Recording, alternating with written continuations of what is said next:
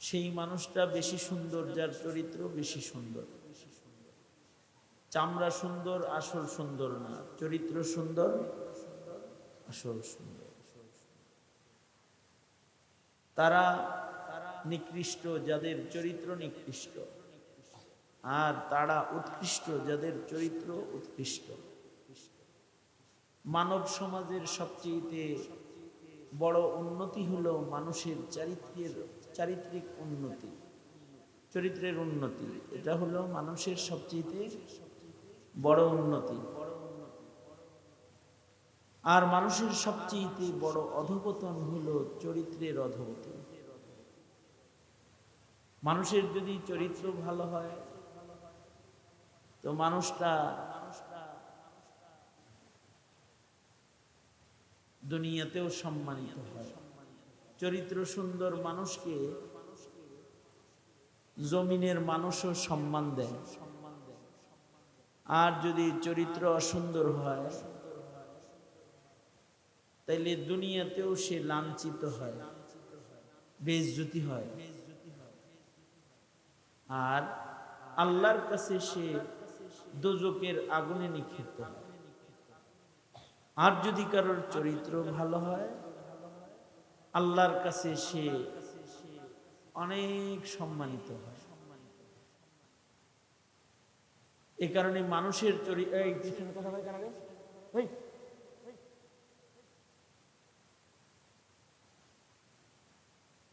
যেই মানুষের চরিত্র ভালো এরা ভালো মানুষ।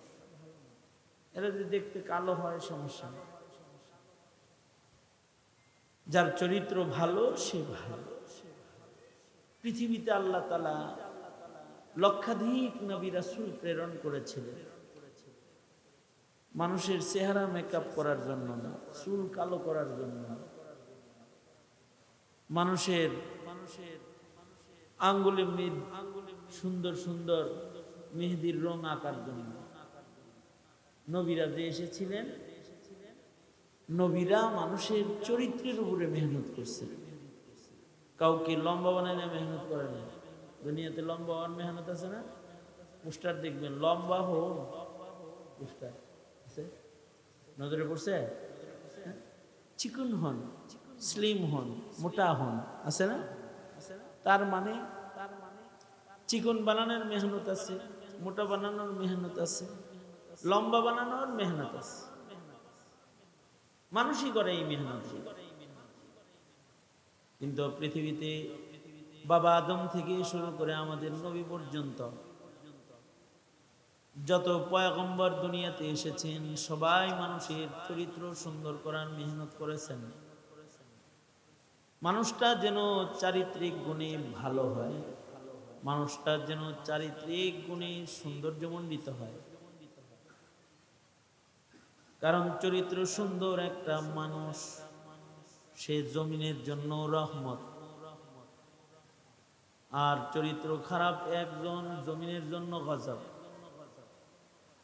মানুষের চরিত্র একজনের কারণে সুন্দর হয়, আবার একজন চরিত্রহীন মানুষের কারণে সমাজের মানুষের চরিত্র নষ্ট হয়।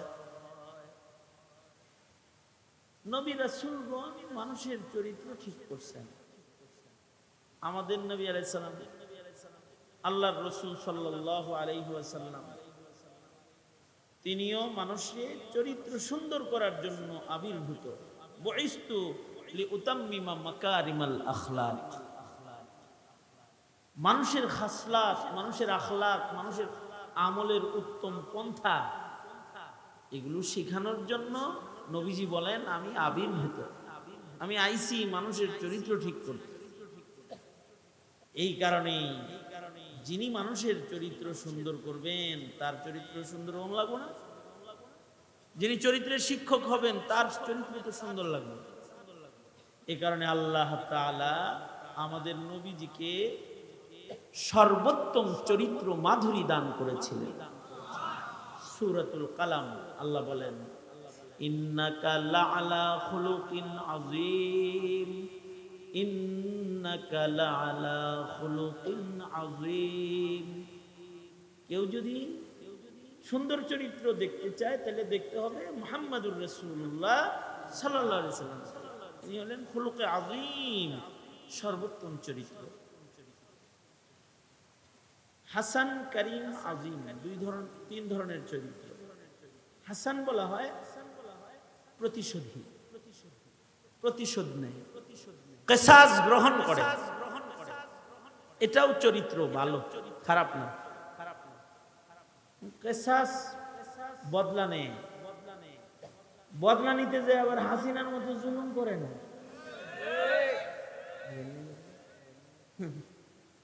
বদলা নেওয়ার সিস্টেম এটা যদি জমিনে না থাকে তাইলে তো অপরাধের দুয়ার খুলে যাবে। সুতরাং কিসাস শরীয়তে ইসলামে, তোমার একটা চোখ কানা করছে, তুমি ওর এক চোখ কানা করে দাও। তোমার এক কান নষ্ট করছে, শরিয়া আদালত বলবে ওর এক কান নষ্ট করে দাও। তোমার দুইটা দাঁত ফালাই দিছে, তুমিও ঘুষি দিয়ে দুইটা দাঁত ফালাই দাও। দেখো লোকে হাসান, প্রতিশোধ নেওয়া, এইটারও দরকার আছে। এইটা যদি না থাকে তাহলে তো ফ্যাসিবাদ দমন করা সম্ভব হবে না। যারা জুলুম করবে তাদের জুলুম বন্ধ করা যাবে? জুলুম বন্ধ করতে লাগবে কি? বিচার। কি লাগবে? তবে ইসলাম কখনোই অবিচার করে না, বিচার করতে জুলুম করে না। তবে ইসলাম বিচার করতে গিয়ে ক্ষমা করে। ইচ্ছা করলে বিচারটা করতে পারতো, কিন্তু ইসলাম বলে হ্যাঁ আমার তোর বিচার করার অধিকার আছে, ইসলাম দিছে, কিন্তু আমি তোকে মাফ করে। যদি মাফ করে দেয় তাহলে এই আখলাকটার নাম হলো খুলুকে কারীম। দেখি এই কথা গান, হাত পা ঠিক আছে? হাত পা ঠিক আছে সবাই? কার কার হাত ঠিক আছে দেখি তো? দুই হাত নড়ে চড়ে সুদা করেন, নারায়ণ চালান দেখি ঠিক আছে যে দেখি, সুদা করেন, সুদা করেন, আগে নামান কে? হ্যাঁ নারায়ণ চালান। মুখ ঠিক আছে নি? মুখ ঠিক আছে? মুখ কানা ঠিক আছে? কানা ঠিক আছে? মুখ যে ঠিক আছে এটা একটু দেখান তো। সুবহানাল্লাহ, আলহামদুলিল্লাহ, লা ইলাহা ইল্লাল্লাহ, আল্লাহু আকবার। হাত না, এই যেমন আমার দিকে ছিলেন, একেবারে শর্ট করে কয়েকটা কথা বলতেছি। কি বললাম? খুলুকে হাসান হলো বদলা নেওয়া যায়। বদলা আমরা নেব ইনশাআল্লাহ।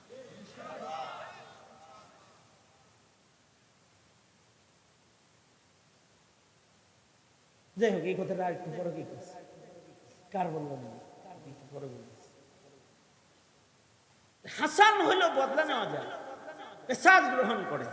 কারীম হইল মাফ করে, যা মাফ করে দিলাম। আযীম হইল মাফ তো করে করে এর উপকার করে, মানে দুশমনকে ক্ষমা তো করে করে দুশমনের উপকার করে। এই আখলাকটা হলেন মুহাম্মাদুর রাসূলুল্লাহ সাল্লাল্লাহু আলাইহি ওয়াসাল্লাম।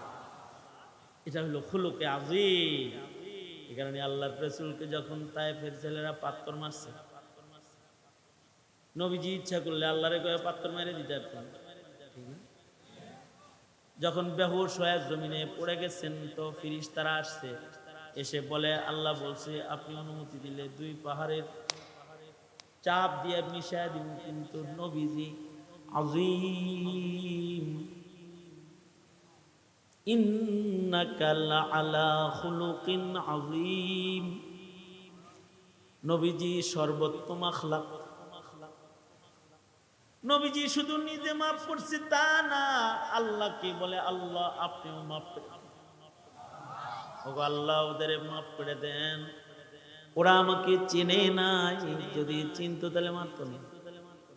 আর এক বর্ণনায় আছে নবীজি বলে আল্লাহ ওরা কালমা পড়বে, তো অপেক্ষা করি ওরা কালমা পড়বে, ওদের সন্তানরা কালিমার পতাকা নিয়ে ঘুরবে, ওদের সন্তানরাই ইসলামের সৈনিক হবে। আল্লাহ ওগরে হালাক করেন না, মাফ করে দেন। এটা হলো খুলুকে আযীম। অথচ নবীদের কি কি জাতের পাথর মারছে ওরা, ধারালো ধারালো গুলির মতো পাথর মারছে, এত জোরে জোরে মারছে যে চামড়া ছিদ্র হয়ে গোশতের ভিতরে পাথর বসে গেছে, যেখান থেকে সরাইছে ওখান থেকে রক্তের স্রোত বেরিয়েছে। আর আল্লাহর নবী বেহুশ হয়ে 3 বার জমিনে পড়ে গেছে। ওরা পানি দিয়ে আবার হুশ আনায় আবার মারছে, কত বড় জালেম। হাসিনার পুলিশরাও চিকিৎসা করে আবার ডান্ডা বেরি করে, মানে চিকিৎসা করে আবার ডান্ডা বেরি, আবার চালান দেয়, হুশ আনায় টানায় আবার পাথর মারে। এইরকম অত্যাচারের পরেও রাসূল বলেন, আল্লাহ আমি তো মাফ করছি, আপনিও মাফ করে দেন। এটা হলো খুলুকে আযীম। আল্লাহর রাসূল একদিন এক জায়গায় শুয়ে আছেন, নবীজিকে এক ইহুদি এসে জাগ্রত কইরা তরবারি গলায় ধইরা বলে, আজ তোমাকে এখনই নির্জনে একাকিত্বে আমার ধারালো তরবারির নিচ থেকে কে বাঁচাবে? মাইয়ামনিউকা মিন্নি। ইহুদি, আপনারা বুঝা শুনা বলেন, বাঁচানোর মালিক কে? মোদি, আমেরিকা? বাঁচাবে কে?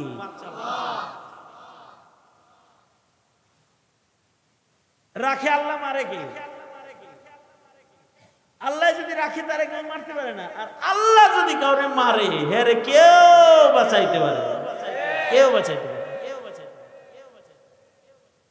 আল্লাহর রাসূলকে সে বলতেছে, মাইয়ামনিউকা মিন্নি, আমার তরবারির নিচ থেকে এখন তোমারে কে বাঁচাবে?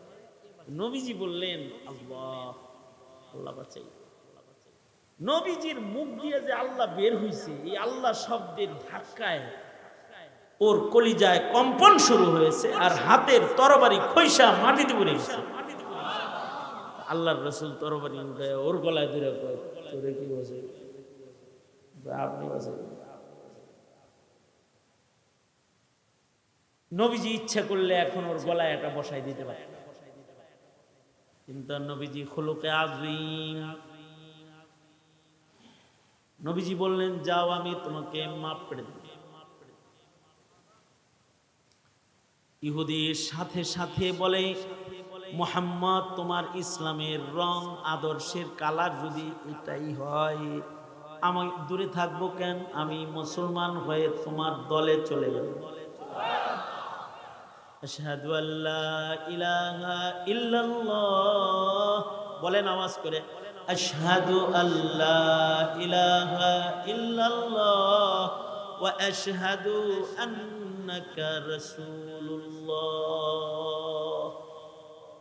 নবীজিকে, এ নবীজির এই আদর্শিক রং দেখা সে কালেমা পড়ে মুসলমান। এটা হলো খুলুকে আযীম। আল্লাহর রাসূল বলেন, তোমরা আখলাক ভালো করো। আখলাক, যুবক ভাইরা চোখ গুল্লা গুল্লি রাগ আখলাক, আখলাক সুন্দর করবা, সবার সাথে সুন্দর আচরণ করবা।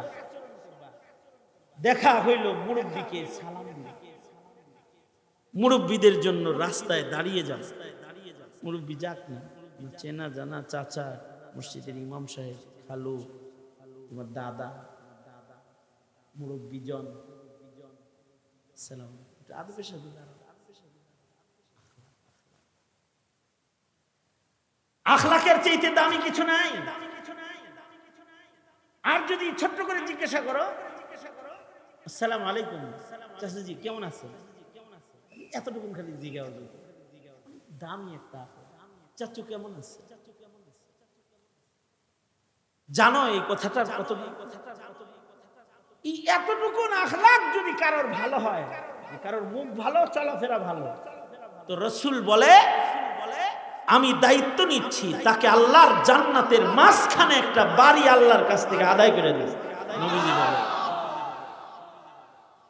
সরকার বলেন, قال رسول الله صلى الله عليه وسلم قال رسول الله صلى الله عليه وسلم أنا زعيم ببيت في وسط الجنة লিমান হাসানা খুলুকাহু।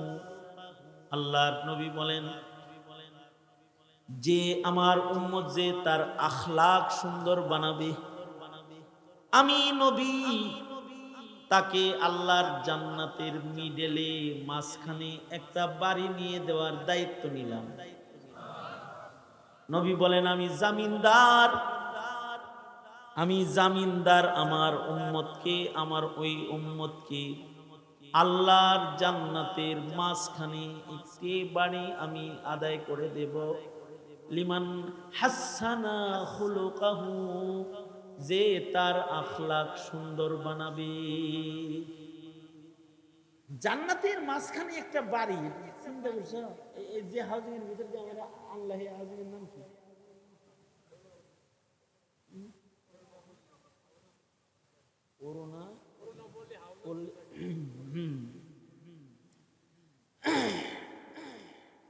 এই হাউজিংটা পরিবেশ সুন্দর। এই হাউজিং এর ভেতরের একটা প্লটের মাঝখানে মিডল জায়গায় সুন্দর রাস্তার পাশের জমিনটার দাম ভালো না? আমগর গুলশান সোসাইটি এরিয়ার হাউজিং এর দাম আরো ভালো না? ওইটা হলো রাজধানীর ভিতরের।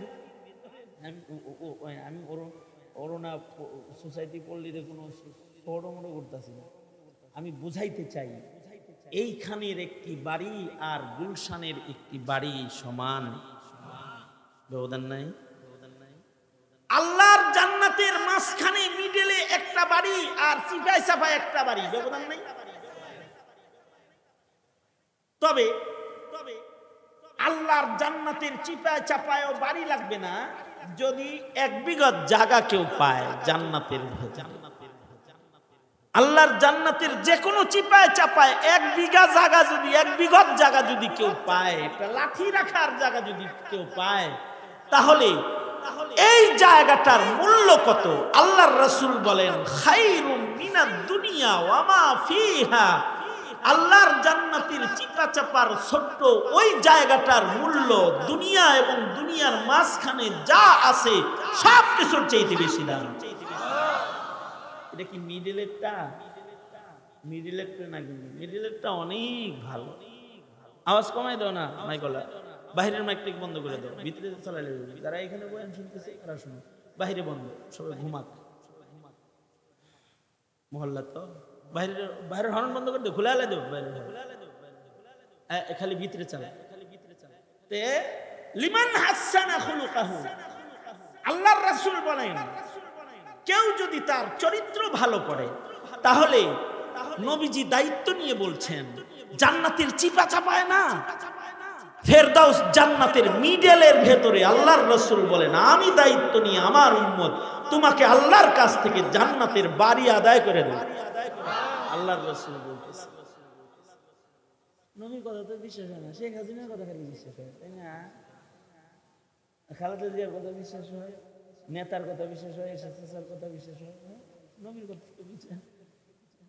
পাতি নেতা হে কইছে আমার পিছে পিছে ঘোর একটা কিছু দিমুনি, এই কথা কইছে দেখা নিজের জিন্দেগিটা এই পাতি নেতার পিছে ঘুরতে ঘুরতে তামা বানা হালাইছে। মুহাম্মাদুর রাসূলুল্লাহ সাল্লাল্লাহু আলাইহি ওয়াসাল্লাম কোন পাতি নেতা রে? তিনি হলেন সাইয়্যিদুল মুরসালিন, রাহমাতুল লিল আলামিন, নবীদের সর্দার নবী, দো জাহানের বাদশা নবী। আল্লাহু আকবার। হাশরের মাঠেও নবীজির কথার বাইরে কোনো বিচার আল্লাহ করবেন না। সেই নবী বলতেছেন যে আমি দায়িত্ব নিচ্ছি, উম্মত তুমি তোমার চরিত্রটা ভালো করো, আমি তোমাকে জান্নাতের ভেতরে বাড়ি নিয়ে দিব। এইটা যদি কোনো উম্মত গুরুত্ব না দেয়, ওর চেয়ে অপদার্থ উম্মত আর হয় না। এখন তোমরা মনে মনে ভাবতে পারো, হুজুর চরিত্র ঠিক করার জন্য আমাদের কি কি করতে হবে? বেশি কিছু নয়। আল্লাহর রাসূল চরিত্রের মৌলিক কিছু দিক বর্ণনা করেছেন। আল্লাহর রাসূল বলেন, তুমি দুইটা জিনিস ঠিক করে ফেলাও, তোমার চরিত্র ঠিক হয়ে যাবে। দুই জিনিসের জামানত দাও। মা বাইনা লিহিয়াইহি ওয়া মা বাইনা রিজলাইহি, তুমি তোমার মুখ এবং তোমার লজ্জাস্থানের জামানত দাও। অর্থাৎ মুখ দিয়া নষ্ট ভ্রষ্ট কথা বলে মুখের পবিত্রতাকে নষ্ট করবা না। আর তুমি তোমার লজ্জাস্থান অপবিত্র করবা না, জেনা ব্যভিচার করবা না। এই দুই জিনিসের জামানত যে দিবা, মুখের জামানত আর লজ্জাস্থানের জামানত যে দিবা, রাসূল বলেন আমি আমার ওই উম্মতকে আল্লাহর জান্নাতের জামানত দান করব। মুখটা ভালো হইলে অনেক কিছু ভালো হয়ে যায়। হাসিনা খালি মুখ খারাপ করে ধরা রাখছে, হ্যাঁ ঠিক কইলো ঠিক, না কইলো ঠিক। হ্যাঁ, খালি যদি রাজাকারের বাচ্চাটা না কয় তাহলে কিন্তু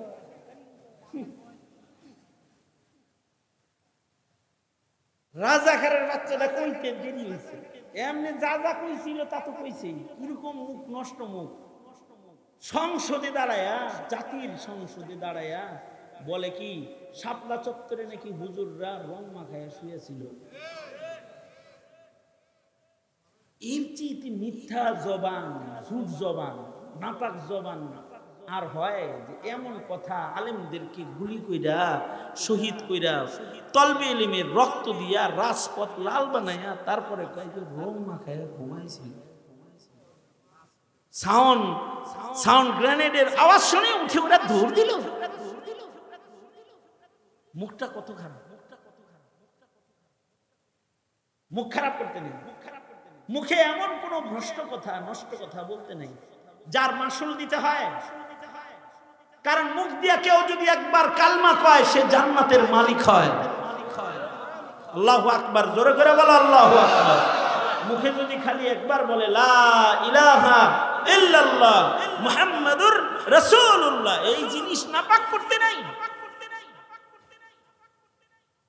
মুখটাকে যদি পাক রাখতে চাও তাহলে মুখে মিথ্যা বলা যাবে না, মুখে গীবত করা যাবে না, মুখে কাউরি অপবাদ দেওয়া যাবে না, মুখ দিয়ে অযথা অন্যায় গালিগালাজ করা যাবে না, রাজাকারের বাচ্চা বলা যাবে না।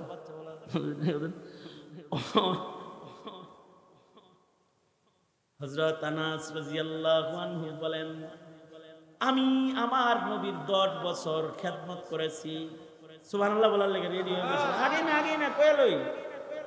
হযরত আনাস বলে আমি আল্লাহর নবী 10 বছরের খাদেম, 10 বছর আমি নবীর খেদমত করেছি। 10 বছরের ভেতরে আল্লাহর রাসূল এটা বলে নাই আনাস তুমি এই কাজ কেন করলা, এই কাজ কেন করো নাই। কত সুন্দর মুখ। এ কারণেই তো তিনি খুলুকে আযীম আর লজ্জাস্থান হেফাজত, পর্দা আবরু ইজ্জতের হেফাজত, জিনা ব্যভিচার পাপাচার মুসলমানের গায়ে এই নাপাক লাগতে পারে না। আগের যুগের কাফেররা কুফরের হালতেও জিনা করত না, কারণ জিনা যে করে সে চরিত্রহীন। এ কারণেই হযরত উসমানের শান হইল, হযরত উসমানের শান হইল, হযরত উসমান বলেন আমাকে কতল করবা কেন? মা জানাইতু ফিল জাহিলিয়াতি ওয়ালা ফিল ইসলাম, আমি জাহিলিয়াতেও জিনা করি না। মানে যখন আইয়ামে জাহিলিয়া, যখন জিনা করা হালাল ওই সমাজে ছিল। হযরত উসমান বলে যেই সমাজে জিনা করা হালাল ছিল সেই জাহিলিয়াতে আমি জিনা করি নাই, আমাকে কেন কতল করবা? ওমা কাতালতুন নাফসাল্লাতী ইল্লা হারামাল্লাহু ইল্লা বিল হক, আমি কোনো মানুষ মারি নাই জীবনে কোনোদিন, আমরা কতল করবা কেন? হযরত উসমান বলেছেন তার মানে কাফেরদের কাছেও জেনা ব্যভিচার নিকৃষ্ট জিনিস ছিল। আর মুসলিম দেশে জেনা ব্যভিচারকে যারা ওপেন করার চেষ্টা করে, ওরা কি মুসলিম তরুণ তরুণীর ইজ্জত আজমত চরিত্র গঠন করার মেহনত করে, নাকি তাদেরকে ধ্বংস করার অপচেষ্টা করে? কি মনে হয়? মুসলিম নারীর হেজাব খুলে দেয়। মুসলিম একটা নারী হেজাব পরে যাইতেছে, তার হেজাব ধরে টান দেয়, তাও মুসলমানের বাচ্চায় টান দেয়। ওই মুসলমানের বাচ্চা ইহুদির গোলাম, ও জানেই না যে মুসলমানের সম্ভ্রমের মূল্য অনেক অনেক। কারণ সম্ভ্রম রক্ষণ চরিত্র রক্ষণ। সম্ভ্রম শেষ হয়ে গেলে চরিত্র শেষ। আমরা কোন নারী জাতিকে জেলখানায় আটকাইতে চাই না। অনেকে মনে করে দেশে যদি শরিয়া হুকুমত কায়েম হয় তাহলে তো বেটি মানুষ আমাকে সবাই জেলখানায় আটকা দেবে হুজুররা। না, ইসলাম নারীর চরিত্রকে সংরক্ষণ করতে চায়, কারণ নারীর মূল্য তো শ্রেষ্ঠ। নারী তো মায়ের জাতি, মা তো মাই, তাদের চরিত্রকে রক্ষা করতে হবে। তো এ কারণে সন্তানরে আবরু ইজ্জতের হিফাজত শিক্ষা দিন, এটা চরিত্র। সন্তানরে জবানের ব্যবহার শিক্ষা দিন, চরিত্র। আর আল্লাহর রাসূল আরেক হাদিসে বলেন, তোমরা চরিত্র গঠন করতে চাও, তিন কাম করো। সেলমান কাতাআকা, তোমার সাথে যে সম্পর্ক ছিন্ন করে তুমি তার সাথে সম্পর্ক জুড়ো। ওয়াফু আম্মান যালামাকা, তোমার উপরে যে জুলুম করে তুমি তাকে মাফ করে দাও। ওয়া আহসিন ইলা মান আসাআ ইলাইকা, যে তোমাকে ক্ষতি করতে আসে তুমি তার উপকার করতে যাও। এগুলো চরিত্র। কিন্তু ফতেহ মক্কা হওয়ার পরে রাসূল বলে, সবাইরে মাফ করবা, অমুকরে মাফ নাই, অমুকরে মাফ নাই, অমুকরে মাফ নাই।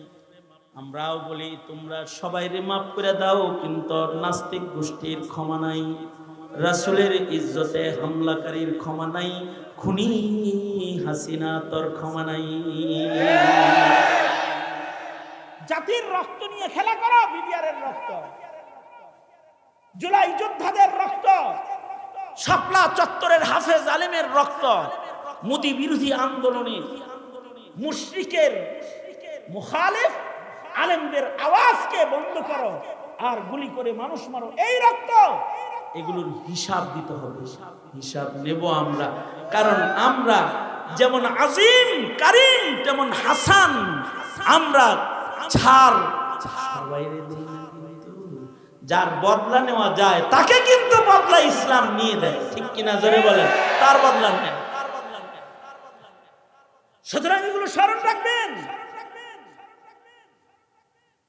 প্রজন্মের চরিত্র নষ্ট করার জন্য শিক্ষা বিভাগ নষ্ট করার চক্রান্ত হাসিনাও করেছে, ডক্টর ইউনূসও করেছে।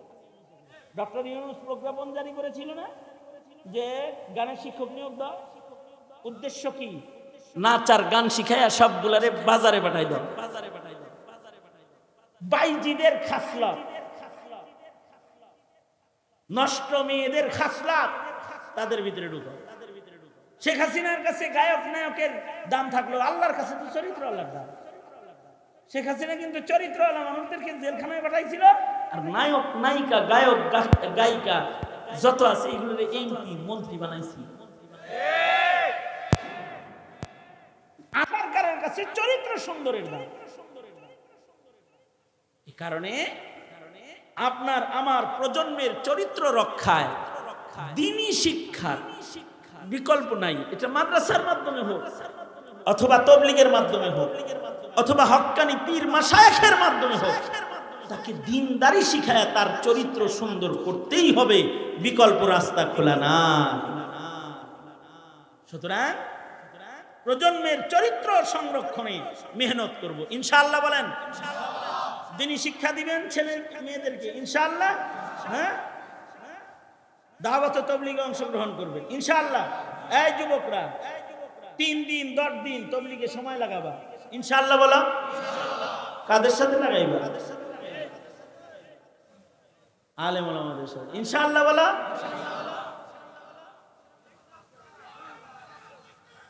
আল্লাহ কবুল করো, আমিন বলেন, আমিন বলেন। আল্লাহ এই জাতির চরিত্র ঠিক করে দেবে। এ কারণে আমরা এখন ডক্টর ইউনূসকে বলছি, ইউনূস সাহেব, আপনি আমার দেশের সন্তানদের চরিত্র ঠিক করার জন্য ধর্ম শিক্ষক নিয়োগ দেন তাড়াতাড়ি, কিন্তু বয়রাটা কানে তুলা লাগায় বয়ে রয়েছে, শোনে না। আমাদের সন্তানকে জায়েজ না জায়েজ আমরা শিখাবো, একটুকুন যে তাদেরকে ধর্ম শিক্ষক দাও, এইটুকুন সে দেয়। আমরা চিল্লাই, আপনারা তো কিছু পান না। আপনাদের কন্যার হিজাব ধরে যখন টান দেয় তখন আমাদের মনে হয় আমাদের পাঞ্জাবি ধরে টান দিয়েছে, কিন্তু আপনাদের তো নাড়াচাড়া আসে না আপনাদের ভেতরে, এটা তো খারাপ। সজাগ থাকা, সন্তানগুলাকে যেন ভ্রষ্ট না বানায়, প্রজন্মগুলাকে যেন নিকৃষ্ট কুকুর জানোয়ারের মতো না বানিয়ে ফেলে। শিক্ষা ব্যবস্থারে ধস ঠেকান। একমাত্র শিক্ষা ব্যবস্থা যা মানুষের চরিত্র গঠনের মেহনত করে। মেয়ে ধান থাকলে পরে তার ভিতরে সিটা দুই একটা থাকেই, মেয়ে ঘটনা একটা পাইলে পরে গোটা শিক্ষা ব্যবস্থার উপরে হাত আর কলম তুলেন যারা, আপনাদের তো বিচার নেই, আপনারা জানেন। ধান থাকলে সিটা থাকে না তার ভিতরে। নবীর যুগে সাহাবীর ভিতরে যদি মুনাফিক থাকে, সাহাবীদের ভিতরে যদি মুনাফিক থাকে, আখিরি জমানায় দ্বীনি খেদমতের ফাঁকে ফাঁকে ভুল ভ্রান্তি কারোর কিছু আছে, সেগুলোকে পুঁজি বানায় যারা মাদ্রাসা আলেম ওলামার দুশমনি করেন, আপনার ভিতরে ইনসাফ নাই, আপনার ভিতরে ইনসাফ নাই। খেয়াল রাখবেন, এরা তো এই হাফিজ বানায়, এই ছোট ছোট 7 বছরের বাচ্চারা হাফিজ হয়েছে, এমনি থুরাই হয়েছে। এগুলো মেহনত করা লাগছে। প্রজন্মের সংকটকালীন এরা হলো দেশের সম্পদ।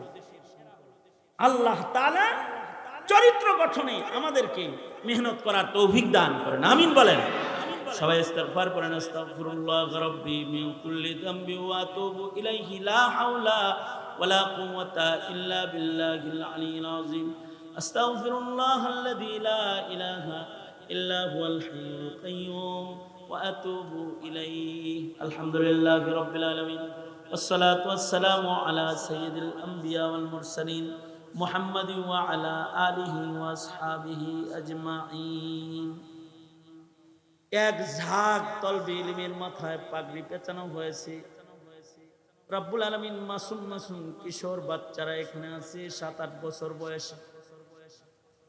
রব্বুল আলামিন আল্লাহ চরিত্র গঠনে, ইয়া আল্লাহ, ইসলামের মৌলিক ভূমিকার পরে কিছু কথা বললাম।